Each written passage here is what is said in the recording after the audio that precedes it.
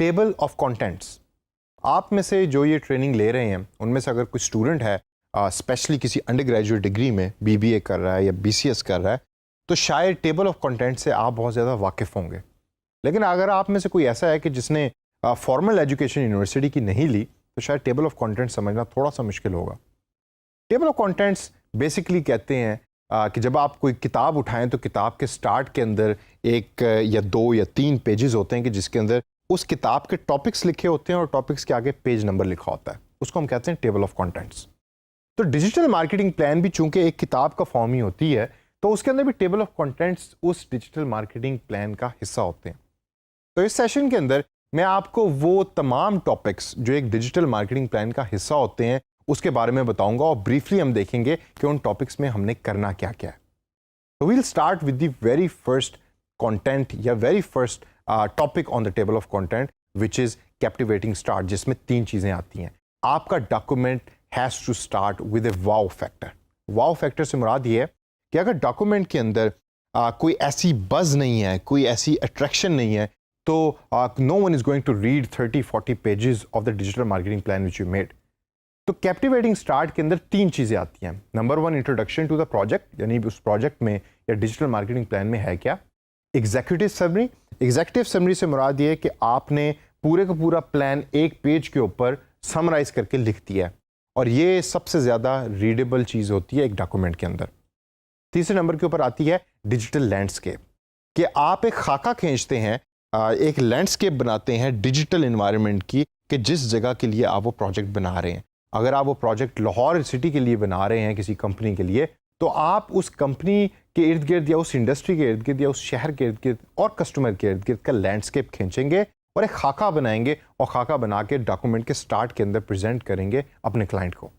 तो होगा क्या कि अगर आपने एक कैप्टिवेटिंग स्टार्ट दिया है जो एक वाव फैक्टर के साथ है, अच्छा इंट्रोडक्शन है, अच्छी एग्जीक्यूटिव समरी है और एक बड़ा डिटेल लैंडस्केप है, तो readability of that document will increase. दूसरे नंबर पे है सिचुएशन एनालिसिस। सिचुएशन एनालिसिस के अंदर आप बेसिकली देख ही रहे होते हैं कि जिस जगह के लिए वो प्लान बन रहा है उस जगह के ऊपर नॉर्म्स क्या हैं, ट्रेंड्स क्या हैं। आप उस सिचुएशन का एनालिसिस कर रहे होते हैं। अगर इंटरनेट की स्पीड जो है वो स्लो है और आपने ऐसी चीज़ें प्रपोज की हैं उस प्लान के अंदर कि जिसके अंदर इंटरनेट की स्पीड बहुत हाई चाहिए, तो वो plan is not a good plan. इसकी वजह से सिचुएशन एनालिसिस बहुत ज़्यादा ज़रूरी है। तीसरे नंबर के ऊपर है कस्टमर रिसर्च। इस सेक्शन के अंदर आप अपने कस्टमर के बारे में तमाम चीज़ें एक्सप्लेन करते हैं। इसको हम आगे जाके डिटेल में पढ़ेंगे भी और देखेंगे भी, और मैं आपको एक सॉफ्टवेयर भी बताऊंगा कि जिसके थ्रू कस्टमर रिसर्च बड़ी ही आसान तरीके से आप कर सकते हैं। Competitor analysis is the next topic. इसके अंदर आप अपने कंपटीशन के बारे में तमाम चीज़ें लिखते हैं। वो क्या करता है, क्या वो वेबसाइट्स यूज़ कर रहा है, सोशल मीडिया प्लेटफॉर्म पे है, सोशल मीडिया प्लेटफॉर्म पे क्या करता है, इन तमाम चीज़ों के बारे में आप कंपेटिटर एनालिसिस के अंदर डिटेल तरीके से लिखते हैं। फिर टॉपिक आता है अपॉर्चुनिटीज़ एंड थ्रेट्स का। ये वो तमाम एक्सटर्नल फोर्सेस हैं कि जो आपके कंट्रोल में तो नहीं, लेकिन आप इसमें से अपॉर्चुनिटीज़ भी निकाल सकते हैं या आप उसमें से थ्रेट्स भी निकाल सकते हैं, क्या आपको नुकसान क्या क्या हो सकता है। फिर आती हैं ऑब्जेक्टिव्स। आप ऑब्जेक्टिव डिसाइड करते हैं, स्पेसिफिक स्मार्ट ऑब्जेक्टिव्स आगे चल के हम पढ़ेंगे, वो आप लिखते हैं। फिर आप प्लेटफॉर्म्स डिसाइड करते हैं कि उन ऑब्जेक्टिव्स को फुलफिल करने के लिए मैं कौन से प्लेटफॉर्म्स यूज़ करूँगा। मैं क्या फेसबुक यूज़ करूँगा या लिंक्डइन यूज़ करूँगा या इंस्टाग्राम यूज़ करूँगा। फिर आप टारगेट मार्केट डिफाइन करते हैं उन प्लेटफॉर्म्स के लिए और ये देखते हैं कि क्या वो टारगेट मार्केट, यानी कि वो तमाम लोग कि जिनको आप टारगेट करना चाहते हैं, अपना पैगाम पहुंचाना चाहते हैं, उन प्लेटफॉर्म्स के ऊपर मौजूद भी हैं। और फिर ये सारी की सारी चीज़ें आप आपस में अलाइन करते रहते हैं। फिर आती हैं टैक्टिक्स एंड सैम्पल्स। टैक्टिक्स से मुराद ये है कि आपने कहा कि जी मैंने ब्लॉग की स्ट्रेटजी को यूज़ करना है, लेकिन ब्लॉग्स के अंदर आप करोगे क्या, that is called tactics. Exact specific चीज़ें, स्पेसिफिक स्टेप्स जो आप करेंगे। और फिर सैम्पल्स, आप सैम्पल्स बनाते हैं और सैम्पल्स डिजिटल मार्केटिंग प्लान का हिस्सा होते हैं।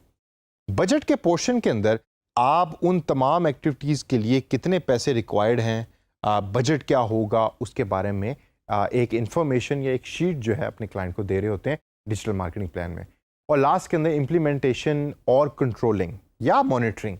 आप एक प्लान बनाकर एक स्टेप बाय स्टेप उसको देते हैं अपने क्लाइंट को कि भाई आपने अभी स्ट्रेटजी जब इंप्लीमेंट करनी है और ये टैक्टिक्स इंप्लीमेंट होगी तो उसको कंट्रोल करने की मैकेनिज्म क्या है, मॉनिटर कैसे करना है, कैसे पता लगेगा कि वो अच्छा परफॉर्म कर रहा है या नहीं कर रहा। वो भी डिजिटल मार्केटिंग प्लान का हिस्सा होते हैं। तो दोस्तों ये वो most important table of contents या टॉपिक्स हैं जो हर डिजिटल मार्केटिंग प्लान का हिस्सा है। इनको अपने सामने एक पेज पे या माइक्रोसॉफ्ट वर्ड की फाइल के अंदर लिख लीजिए 1 2 3 4 5 करके।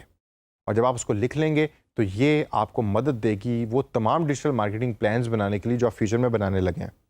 तो करेंगे आप क्या कि आप एक टेम्पलेट बना लेंगे जिसके पहले पेज टॉप के ऊपर लिखा हुआ होगा एग्जीक्यूटिव समरी, नेक्स्ट पेज के ऊपर लिखा हुआ होगा इंट्रोडक्शन, थर्ड पेज पे लिखा होगा डिजिटल लैंडस्केप। तो हर कंपनी के लिए बस आपने वो पेजेस फिल करने बेस्ड ऑन द सिचुएशन। तो इन तमाम इंफॉर्मेशन को अपने जहन में रखिए और आगे चल के जो सेशंस में हमने सीखना है उसके साथ इसको ब्लेंड कीजिए।